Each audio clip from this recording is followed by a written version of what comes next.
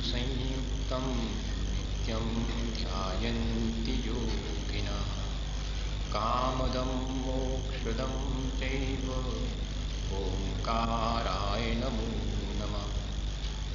अविरल शब्द घनौघ प्रक्षालित सकल भूतल कलंका मुनि विरूपासित तीर्था सरस्वती हरतु नो दुरितम् अज्ञानतिमिरान्धानां ज्ञानाञ्जनशलाकया चक्षुरुन्मीलितं येन तस्मै श्रीगुरुवे नमः।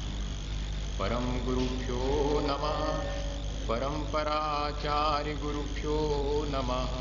सकलकलुषविध्वंसकं श्रेयसां परिवर्धकं धर्मसंबन्धकं भव्यजीवमनः प्रतिबोधकारकमिदं शास्त्रं श्री तत्त्वार्थसूत्रपर्णां मोक्षशास्त्रनामधेयम् अस्य मूलग्रन्थकर्तारः श्री सर्वज्ञदेवास्तदुत्तरग्रन्थकर्तारः श्री गणधरदेवा प्रतिगणधरदेवा तेषां वचनोऽनुसारमासाद्य श्रीमद् उमास्वामी आचार्यदेवैर्विरचितम्।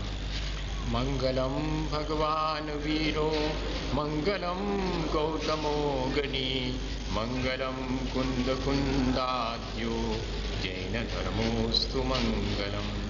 सर्वमंगलमांगल्यं सर्वकल्याणकारकं प्रधानं सर्वधर्माणां जैनं जयतु शासनम्। कोटिशतं द्वादशैव कोट्यो लक्षणान्यसेतिस्प्रतिकानि चैव पञ्चाशदष्टौ च सहस्रसङ्ख्यामेतच्छ्रुतं पञ्चपदं नमामि। हरिहन्तभाष्यर्थं गणकरदेवैः गन्त्यं सम्मं प्रणमामि भक्तियुक्तो सुधनानमगोवयं शिरसा इच्छायवन्ते सुधभक्तिकांसको कोटसालोचिं अंगो भंग पहिने पाहुने परियम्मि सुतपणिमाणि उबुगे चूलिया चे सुतथे तुविदं कायं सयानिचकालं पंचमे पूजे में वंदामि नमनसामि दुखो को कमखो वैलाओ सुगैगुण्डम समायुण्डम जिनगुण संपत्ति गोचम। नमोस्तु पूर्वाणे श्री आचार्य वृंदायम स्वाध्याय विलायम श्री आचार्य भक्तिकाय शुभम करो। शुद्ध जलधि पारगेभ्या सपरमत विभावना पटुमतीभ्या सुचरित तपोनिधिभ्यो नमो गुरुभ्यो गुण गुरुभ्या। छत्तीस गुण समग्रे पंचविहाचार करण संदर्शे शिष्यानुगे कुशले धम्मायर्य सदा वंदे। गुरुभक्ति संयमेन या तरन्ति संसार सायरं घोरं छिन्नन्ति अक्षकमं जन्मं मरणं न पावयन्ति। ये नित्यं व्रतमन्त्रहोमनिरता ध्यानाग्निहोत्राकुला षट्कर्मा विरतास्तपोधनधना साधुक्रिया साधुवा शीलप्राभरणा गुणप्रहरणाश्चन्द्रार्कतेजोधिका मोक्षद्वारकपाटपाटनभटा प्रीणन्तु मां साधुवा। गुरुभः पान्तुनो नित्यं ज्ञानदर्शननायकाः चारितारणौ गंभीरा मोक्षमार्गोपदेशका। इच्छाइवन्त्यायि भक्तिकाओसको कोतसालोचिं समनान् समचरयुक्तानं पंचविहाचारणमायर्याणं आयरादिसुदनानुपदेशानं वज्रायाणं तिरुनुपानन्द्रयाणं सबसावूनं शयानञ्चकालं पंचमी पूजेमि वन्दामि नमनसामि। दुःखो को कमखो वोहिलाओ सुगैगुण्डं समायुण्डं जिनगुण संपत्ति गोचम्। मोक्षमार्गस्य नेतारं भेतारं कर्मभूभृतां यातारं विश्वतत्त्वानां वन्दे तद्गुणलब्धे।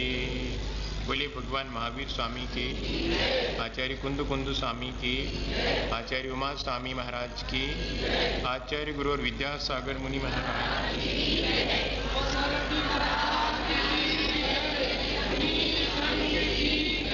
ये तत्वार्थ सूत्र आचार्य उमा स्वामी का अपन पढ़ रहे हैं।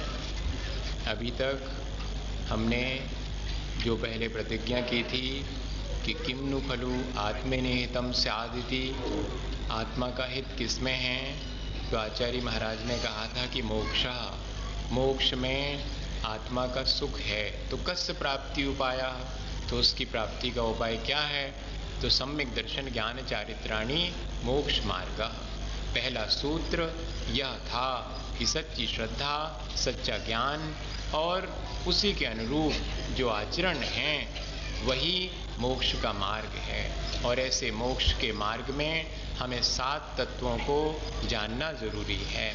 7 तत्वों पर श्रद्धान करना ही सम्यक दर्शन है। और या ये कहो कि 7 तत्वों को जान करके अपने आत्म तत्व पर श्रद्धान करना ही सम्यक दर्शन है। अपने आत्मा का स्वरूप का बोध होना ही सम्यक ज्ञान है। और अपने आत्म स्वरूप में लीन होने का नाम ही सम्यक चारित्र है। यह मोक्ष मार्ग है। इस मोक्ष मार्ग के माध्यम से हम संसार के कारणभूत आश्रय और बंध तत्वों को रोकते हैं, संवर और निर्जरा को ग्रहण करते हैं ताकि हम मोक्ष पा सकें। इस 10वें अध्याय में मोक्ष का क्या स्वरूप है देखो। बिन जाने ते दोष गुणन को कैसे तजिए गहिए। हमें ये कोई बता देवे कि आपके घर में बहुत अंधेरा है, तो हमने समझ लिया कि ठीक है अंधेरा है। तो भैया अंधेरा है तो उससे क्या परेशानी है? तो परेशानी ये है कि अंधेरे में चीजें दिखती नहीं हैं, प्रकाश में दिखती हैं। ये प्रकाश क्या चीज है, हमने तो कभी देखा ही नहीं। तो पहले आप प्रकाश के बारे में भी जान लो। अंधेरा छोड़ने के लिए जितना अंधेरे के बारे में मालूम करना जरूरी है, उतना ही प्रकाश के बारे में भी मालूम करना जरूरी है। इसी तरह आश्रय और बंध से मुक्त होने के लिए हमें ये भी जानना पड़ेगा कि बंध का विपरीत तत्व क्या है। तो कहते मोक्ष है। हम बंध की प्रक्रिया को अगर रोकते हैं तो हमें क्या मिलेगा? हमें अपने स्वभाव की मुक्ति की या कि मोक्ष की प्राप्ति होगी। वह मोक्ष कैसा है उसका हमारे भीतर एक इमेजिनेशन तो होना चाहिए कि हाँ ऐसी मुक्त अवस्था होती है, वो मेरा प्राप्तव्य है।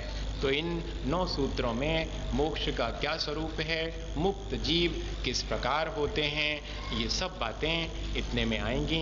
पहला सूत्र है मोह शयाच ज्ञान दर्शनावरणांतराय शयाच केवलम। कहते मोह का क्षय होने से केवल ज्ञानावरण, दर्शनावरण और अंतराय कर्म इनका क्षय होने से केवल ज्ञान होता है। अरे तो एक साथ कह देते कि 4 कर्मों के क्षय होने से होता, कह सकते थे।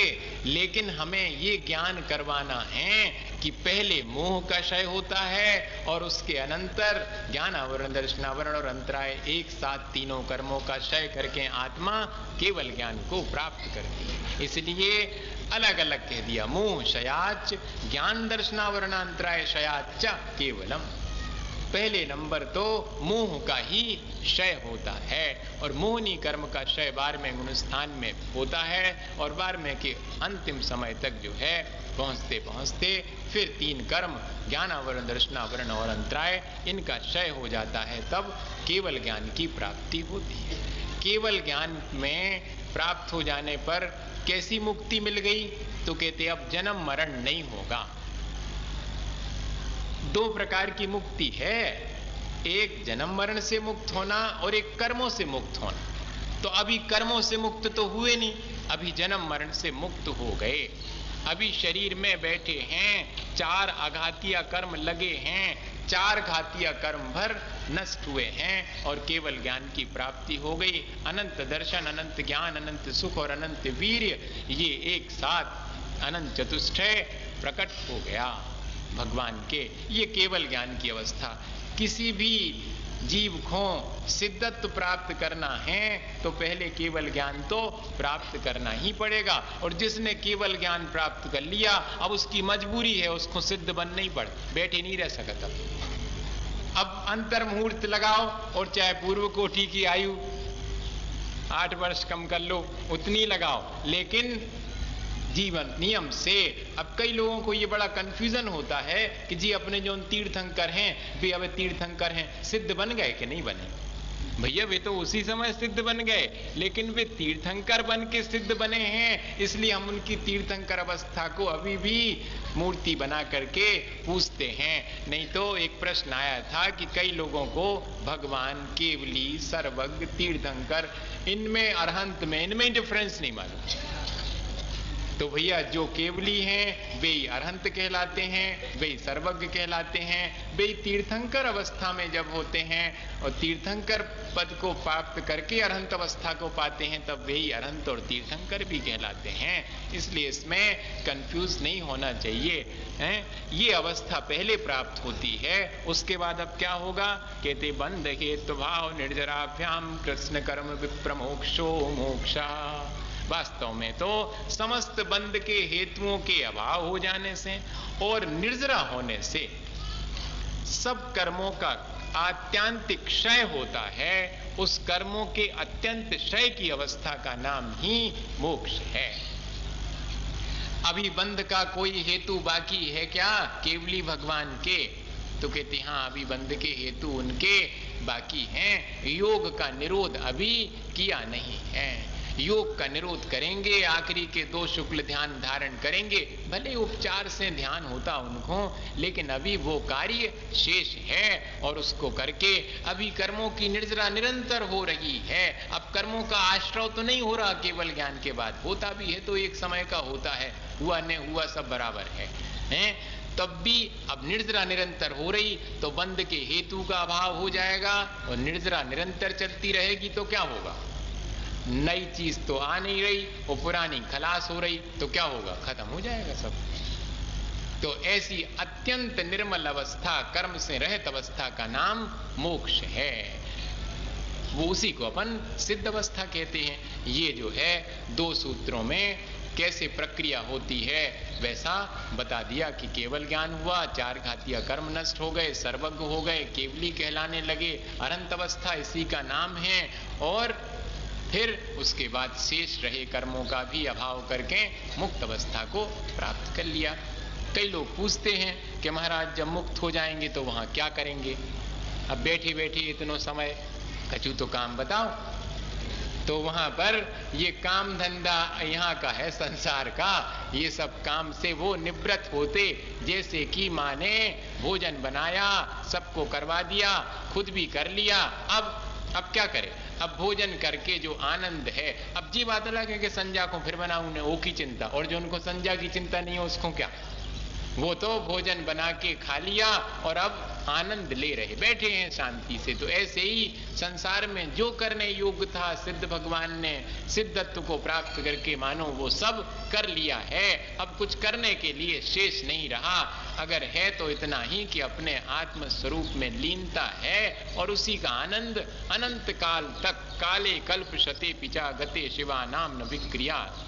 कहते कितने भी कल्प काल बीत जावे, अनंत काल बीत जावे, तब भी सिद्ध भगवान अपने उस स्वभाव से च्युत नहीं होते, उसी स्वभाव में लीन रहे आते। औपशमिकादि भव्यत्वानाम चा, और जो हमने पहले कहे थे औपशमिक शायकौ भावौ मिश्र जीवस्य स्वतंत्र महोदयिक पारिणामिकौ चा, ये 5 भाव जीव के होते हैं। सो इसमें से 4 भाव तो कर्मों के सापेक्ष हैं, सो उन 4 भावों का अभाव हो जाता है। और जो पारिणामिक भाव है, सो पारिणामिक भाव के भी 3 भेद हैं। एक तो है सिद्धत्व, नहीं, एक है जीवत्व, भव्यत्व और अभव्यत्व। अब जौन जीव मोक्ष प्राप्त कर गया तो वो कौन कहलाएंगे? भव्य कहलाएंगे। तो अब जब भव्यत्वपने अभव्य तो है नहीं और भव्यत्वपना भी प्राप्त है ही, अकेला क्या रह जाएगा? जीवत्व रह जाएगा। तो वही कहते हैं औपशमिकादि भावों का और भव्यत्व भाव का भी अभाव। ने अब भव्याएं ने अभव्याएं, जो होने योग्य था वो तो हो ही गया उनके, तो भव्य अभव्य दोनों की सीमा से पार हो गए वे। इसमें एक चीज लिखी है कि पारिणामिक भाव में भी जो भव्यत्व और अभव्यत्व भाव है वो भी जीव का स्वभाव न होकर के आपेक्षिक भाव है। इसलिए हाँ, संसारी जीव की अपेक्षा भव्य और अभव्यपना है। इसलिए पारिणामिक भाव में से भी जीवत्व तो रहता है, भव्यत्व और अभव्यत्व का फिर व्यवहार होता नहीं। वो संसारी जीव में लगाया जाता कि जीव भव्य है कि अभव्य है। इस प्रकार कितनी बात हो गई। वहां पर जो कर्मों के उपशम, क्षय, क्षयोपशम इत्यादि से होने वाले भाव थे वो भी नहीं रहे। पारिणामिक भाव में से जो भव्यत्व था उससे भी पार हो गए। जीवत्व भाव रहा, उसी को आगे कहते अन्यत्र केवल सम्यक तो ज्ञान दर्शन सिद्धत्वेभ्या। फिर क्या शेष रहा वहां पर? तो कहते इनका अभाव नहीं होता। कई लोग ऐसा मानते हैं कि ज्ञान के अभाव का नाम ही मुक्ति है। तो कहते ऐसा नहीं, ज्ञान का अभाव हो जाए तो जीव ही को भाव हो जाए। इसलिए कहना पड़ा कि केवल सम्यक तो केवल ज्ञान, केवल दर्शन और सिद्धत्वपना, इस चीज का अभाव वहां पर नहीं होता है। ये तो बने रहते क्योंकि ये आत्मा का स्वभाव है, ये उसके गुण हैं, वो कभी भी उससे पृथक नहीं होते। अब ठीक है, सिद्ध भगवान सिद्ध बन गए तो उसके बाद क्या, कहां जाएंगे? कहते तदनंतर मूर्ध्वम गच्छत्या लोकांतात। कहते सब कर्मों का वियोग होने पर मुक्त जीव कहां जाते? तो कहते लोक के अंत भाग तक चले जाते हैं। तो और ऊपर नहीं जा सकते क्या? नहीं जा सकते, क्योंकि आगे जाकर के कहेंगे कि उसके ऊपर तो फिर धर्मास्तिकाय का ही अभाव है, इसलिए नहीं जा सकते। कहां तक जाएंगे? लोक के अग्रभाग तक, और वहीं जाकर के अबोर्ड ऑफ सिद्धास, जिसको अपन कहते सिद्ध शिला, वहां पर उनका स्थान है। वहां जाकर के और ठहर जाती है वो आत्मा। आत्मा शरीर से रहित होने पर हो जाती है। इसके बाद भी चूंकि जीव आदि जो 6 द्रव्य हैं उनके लिए भी आवश्यक है कि धर्मास्तिकाय होना चाहिए गति के लिए, और अलोक आकाश में तो धर्मास्तिकाय है नहीं, इसलिए उसके आगे फिर गमन नहीं होता है। अब देखो, इतने विवक्षा अगर न समझ पाए अपन तो क्या, कैसी व्याख्या करेंगे? हम व्याख्या बता रहे आपको, बहुत सुनते आप इस तरह की व्याख्या। केवली सिद्ध भगवान बनने के बाद वे लोक के अग्रभाग पे जाकर स्थित हो गए। अच्छा बताओ, उपादान में आगे जावे की योग्यता है कि नहीं? योग्यता तो उपादान में है। जब इतने ऊपर चले गए तो और थोड़े चले जाते। कहते नहीं जा सकते, निमित्त भी चाहिए, धर्मास्तिकाय चाहिए। तो यहां पर मालूम पड़ता है कि उपादान में योग्यता होवे और निमित्त न होवे तो भी कार्य नहीं होता है। लेकिन इसकी प्ररूपणा दूसरे ढंग से भी कर देते हैं कि क्रियावती शक्ति जीव की इतनी ही है, इसलिए जो है वहीं तक जाकर के स्थिर हो जाता। जी नहीं कहेंगे कि धर्मास्तिका, क्योंकि निमित्ताधीन दृष्टि हो जाएगी फिर। और है तो सच्ची बात, लिखा तो वैसे ही है। लेकिन यही मजा है अपने यहां पर ग्रंथ के साथ में कि थोड़ो ज्ञान प्राप्त कर लो और चाहे जैसो प्ररूपण करो। और सुनवे बारो बुद्धू है, सूख गजू कहने नहीं है, आप गद्दी बिठा दो, अब चाहे जैसे कहते रहो। नहीं भैया, बहुत सावधानी की आवश्यकता है। हम लोग शाम को प्रतिक्रमण करते हैं, उसमें लिखा अज्ञानाद दवी व्रतम नीमिनो वर्तिस हम चान्यथा तस्मिन नर्जित मस्सति प्रतिनवम चैनो निराकुर्वती। अज्ञानता पूर्वक अगर मैंने या हठाग्रह पूर्वक हे भगवान आपके द्वारा कहे गए तत्व का अन्यथा प्ररूपण किया हो या अन्यथा अपने भीतर मान करके आचरण किया हो, तो उस सब के लिए मैं क्षमा याचना करता हूं। इसलिए कोई भी विवक्षा हो उसको ठीक समझना।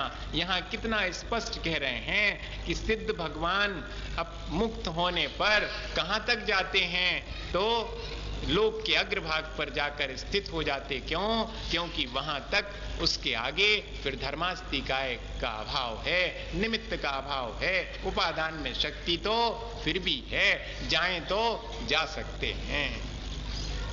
और वहीं तक क्यों चले गए भाई मुक्त होने के बाद? ऐसे ही कोई फोर्स वगैरह होता है क्या उनको भेजने के लिए कोई इस तरह का? कहते नहीं, पूर्व प्रयोगाद संगत्वाद बंधच्छेदात तथा गति परिणामाच्च। कहते पूर्व प्रयोग से और संग के अभाव होने से, बंधन के टूटने से और वैसा गमन का स्वभाव होने से ही मुक्त जीव ऊपर जाते हैं। कहते समझ में नहीं आया, उदाहरण दो तो समझ में आए। तो उदाहरण देते अगले वाले सूत्र में। देखो कितना उपकार है अपने ऊपर। अपन मंद बुद्धि हैं तो उनके लिए भी आचार्य भगवंत कृपा करके और हमारे समझ में आ जावे ऐसी बात लिखते। अगला सूत्र लिख दिया, आविद्य कुलाल चक्रवत व्यपकत लेपालावधेरण्य बीज वदग्नि शिखावच्च। कहते जो हमने ऊपर बात कही उसी को आप उदाहरण से समझ सकते।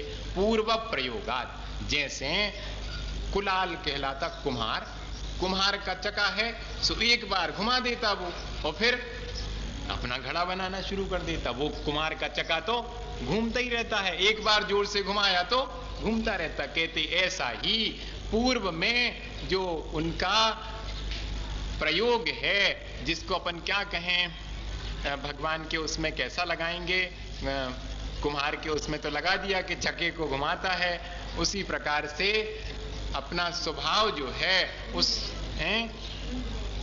वो अलग है, वो तो आगे आएगा। पूर्व प्रयोग से क्या लिया है, गति हाँ तक जाएगा यहाँ से नहीं, एकदम जो है एग्जैक्ट उसको पूरा नहीं, घटित नहीं होगा। जैसे पूर्व प्रयोग का मतलब है कि कुम्हार के चाक को गति मिलने पर, वो कुम्हार के द्वारा घुमाना बंद करने पर भी घूमता रहता है। उसी तरह कर्म के उदय का अभाव होने पर ये जीव और अपने आप ऊपर की तरफ गमन करता है, ये इसका है। अब कोई उसको रोटेट करने की आवश्यकता नहीं है, एक बार रोटेट कर दिया है कर्मों के उदय से, तो अब उसके अभाव होने पर वो ऊपर चला जाता है। लगता है इस उदाहरण को ऐसे ही अपन घटित करेंगे, हैं? क्या दिया? इसी प्रकार संसार में स्थित आत्मा ने मोक्ष की प्राप्ति के लिए हाँ अनेक बार प्रणिधान किया, उसका अभाव होने पर भी उसके आवेश पूर्वक पहले जो हमने मुक्त होने के लिए प्रयास किया है, यही बात है। तो उस पूर्वोपार्जित जो प्रयोग था उसके द्वारा ये जीव गति करके ऊपर चला जाता है। ठीक बात, एकदम घटित नहीं हो रहा था दोनों। फिर कहते संगत्वात् असंगत्वात्, संग छूट गया। जैसे कि कोई चीज है, तुमड़ी ले लें। अब तुमड़ी तो वैसे जो है पानी में डूबती नहीं, अब उसके ऊपर अगर किसी ने मिट्टी लगा दी तो भारी हो गई तो नीचे डूब गई। लेकिन जैसे ही धीरे धीरे मिट्टी गली हटी तो अपने आप तुमड़ी किसी ने ऊपर नहीं, अपने आप आ गई ऊपर। इसी तरह से लेप से लगी हुई तुमड़ी का लेप अगर हट जाता है तो वो अपने आप ऊपर आ जाती है। इसी प्रकार आत्मा में से कर्मों का लेप हटते ही साथ वो आत्मा अपने आप ऊर्ध्वगमन कर जाती है। और बंधत छेदात एरंड बीज वत, जैसे कि एरंड अंडी का बीज होता है, जब वो चटकता है तो उसमें से अपने आप बीज निकल करके ऊपर, वो बच्चे लोग नहीं करते, वो एक पकड़ लेते हैं वो रुए वाला हैं और फिर उसको फूंक देते हैं कि जाओ फिर बाद में आना। वो बीज है वो एरंड का, वो फूटती है बॉडी और उसमें से इस तरह से उड़ करके निकल जाते। इसी तरह एरंड के बीज के समान बंधन टूटा और मुक्त हो गए। इसी तरह हमारे कर्मों का बंधन टूटता है तो जीव मुक्त होकर ऊपर की तरफ गमन कर जाता है। और कहते तथा गति परिणामाच्चा अग्निवत, अग्नि शिखावच्चा, जैसे कि अग्नि की शिखा हमेशा ऊपर की तरफ ही चली जाती है। उसको कितने ही आप ऐसे दीपक को उल्टा भी कर दो तब भी उसकी ज्योति जो है, शिखा लौ जो है ऊपर की तरफ ही जाएगी। उसी तरह से ये चार उदाहरण दे दिए कि सिद्ध जीव जो है मुक्त होने के बाद ऊर्ध्वगमन ही करता है, चाहे उसको अपने स्वभाव से मान लो, चाहे बंध का अभाव हो जाना मान लो, चाहे कर्मों का लेप का अभाव होना मान लो, और चाहे पूर्व प्रयोग मान लो, किसी भी प्रकार से वो जीव ऊर्ध्वगमन ही करता है। और आगे क्यों नहीं जाता, तो एक सूत्र आ गया इसमें, धर्मास्तिकाया भावात्, धर्मास्तिकाय का भाव होने से मुक्त जीव लोक के अंत भाग में ही ठहर जाता है, उसके ऊपर नहीं जाता है। क्षेत्र काल गति लिंग तीर्थ चारित्र प्रत्येक बुद्ध बोधित ज्ञानावगाहनांतर संख्याल्प बहुत्वतः साध्या। ये आखिरी सूत्र है सब सिद्धों का। जैसे एक समय गति से जाता है 9वें सूत्र की व्याख्या करें कि आपके प्रश्न का जवाब दें? प्रश्न उत्तर में देंगे आपके प्रश्न का जवाब। तो कहते हैं कि सब जीवों का, सिद्ध जीवों का स्वरूप तो एक सा है, लेकिन अतीत काल की अपेक्षा से और वर्तमान की अपेक्षा से भी कुछ बातों का विचार यहां किया गया है कि इन अपेक्षा से सिद्धों में भी अंतर कर दिया। वैसे तो सिद्धों का स्वरूप सब सिद्ध भगवान एक से हैं, लेकिन क्षेत्र की अपेक्षा से देखा जाए तो वर्तमान में तो सब सिद्ध क्षेत्र, जहां जहां से सिद्ध जीव हुए उन सब वो सब सिद्ध क्षेत्र कहलाएंगे, लेकिन वास्तव में देखा जाए तो अपने आत्म प्रदेशों से ही सिद्धत्व को प्राप्त होते हैं। अतीत काल की अपेक्षा से देखा जाए तो कहां से सिद्ध हुए? तो कहते मनुष्य लोक से ही सिद्धत्व को प्राप्त करते हैं। इसलिए ये विशेषता हो गई सिद्ध जीवों की, और कहीं से नहीं प्राप्त होंगे। कहते काल की अपेक्षा से देखा जाए तो वर्तमान काल में कर्म से मुक्त होने के क्षण में ही सिद्धत्व का काल है, जिस क्षण मुक्त हुए वही सिद्ध पने का काल है। लेकिन अगर देखा जाए अतीत की दृष्टि से तो उत्सर्पणी अवसर्पणी इनमें जन्मे जीव ही सिद्धत्व पने को प्राप्त करते हैं, या कि ये कहें कि तीसरे काल के अंत में और चौथे काल में जन्मे हुए जीव ही सिद्ध पने को प्राप्त करते। ये इस अपेक्षा से हैं अभी तीसरे काल के अंत में, वैसे तो चौथे काल के शुरुआत से अंत तक ही इस काल में ही जीव सिद्धत्व पने को प्राप्त होते हैं। गति की अपेक्षा से देखा जाए तो सिद्धों की गति कौन सी है? कहते सिद्ध गति। लेकिन अतीत की अपेक्षा से देखा जाए तो सब सिद्ध किस गति से हुए सिद्ध? कहते मनुष्य गति से। इसलिए गति की अपेक्षा से सिद्धों के मनुष्य गति भी हो गई।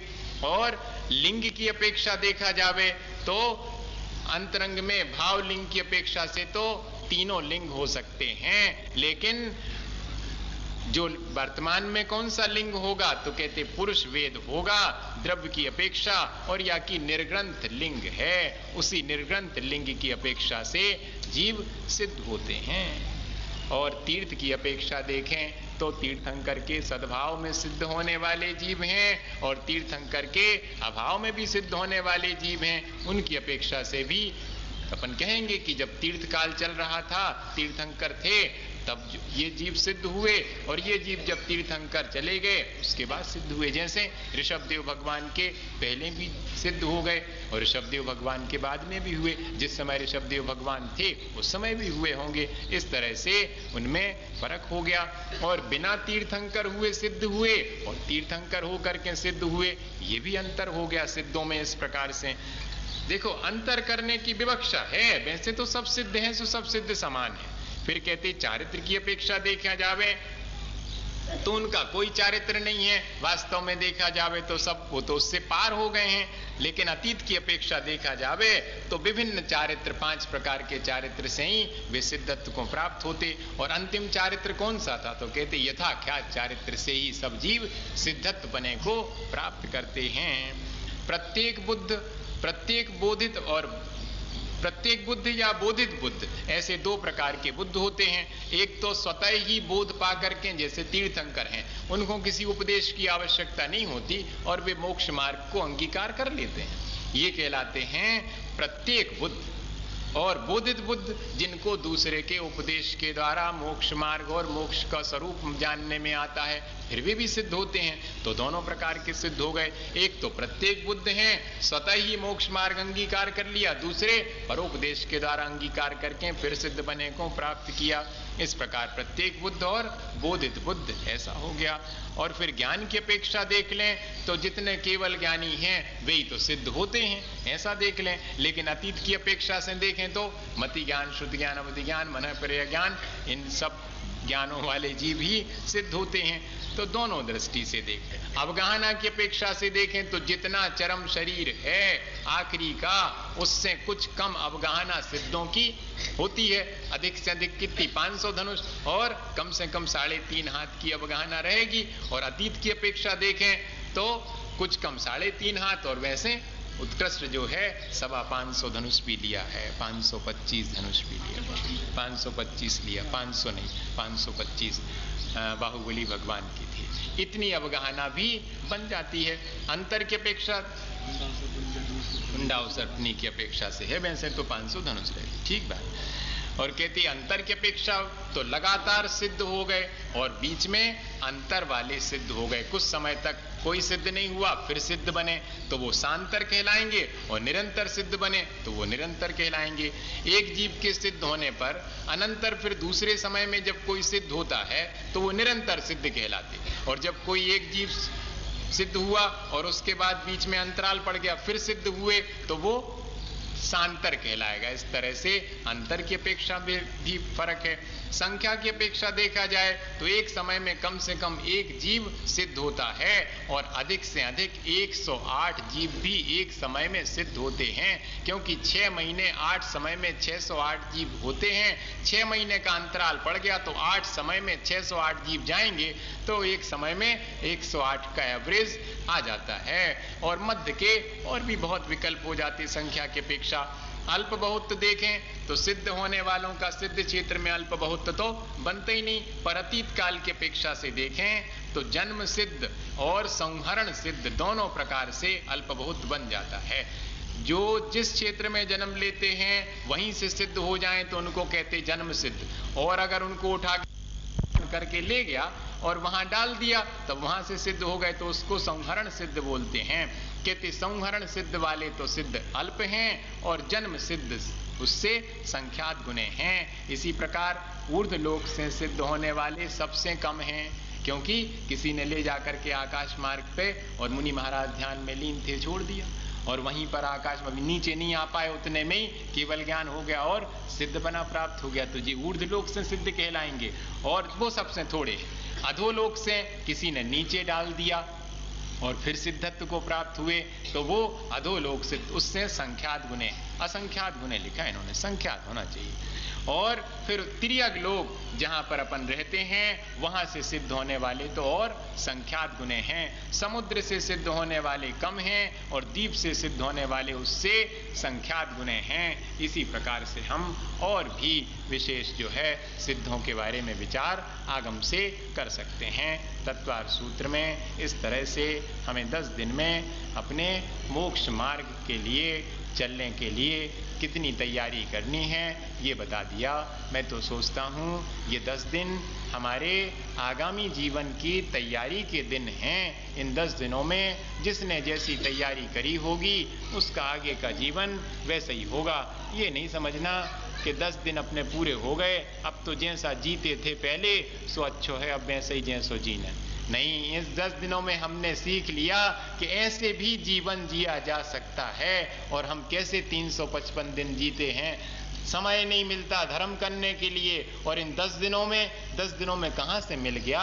गृहस्थी भी चलती रही और धर्म ध्यान भी होता रहा। तो ऐसा ही आगे के दिनों में भी अपना समय अपने को निकाल के धर्म ध्यान में अधिक समय लगाएं। इसी भावना के साथ बोलिए आचार्य गुरु विद्यासागर मुनि महाराज की।